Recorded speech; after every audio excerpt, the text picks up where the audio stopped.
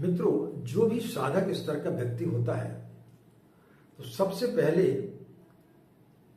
उसके अंदर भय समाप्त हो जाता है।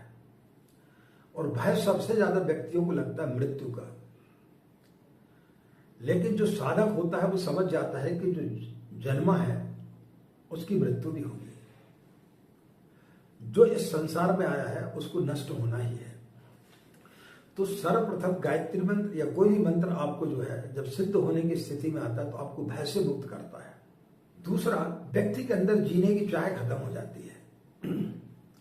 जीने की चाह से क्या मतलब होता है कि उसके अंदर लोभ, मोह, काम, क्रोध, ये सारी चीजें, वासनाएं खत्म हो जाती हैं और फिर उसका मन जो है वो सिर्फ और सिर्फ परमात्मा में लगा रहता है।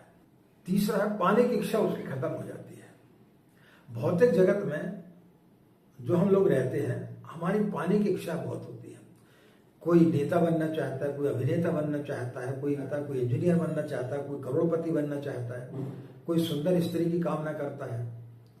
यानी कोई ना कोई कामना व्यक्ति करते रहता है। कोई अच्छे मकान की कामना करता है, कोई सुंदर गाड़ी की कामना करता है। तो इन सब चीजों से व्यक्ति जो है वो मुक्त हो जाता है। यानी किसी प्रकार का कोई भी लोभ मोह नहीं रह जाता है। और आखिरी करने की इच्छा कि मैं ये कर लूं, मैं वो कर लूं, मैं फलाना कर लूं, मेरा नाम हो जाए, मेरी इज्जत हो जाए, मेरी शोहरत बढ़ जाए।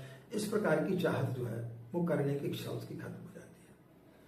वो व्यक्ति फिर जो है सिर्फ और सिर्फ इस प्रकार से अपने जीवन को जीता है कि हे प्रभु, मैं तेरी नाव में बैठ जाऊं, तुझे जहां ले जाना तू वहां पे ले जा। यानी व्यक्ति वर्तमान में जीना सीख जाता है।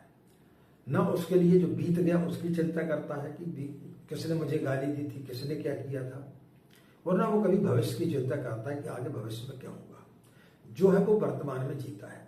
यदि किसी साधक के अंदर घटने लगे तो निश्चित रूप से समझो कि वो सिद्धियों के बहुत ज्यादा करीब है, वो ईश्वर के निकट पहुंच गया है।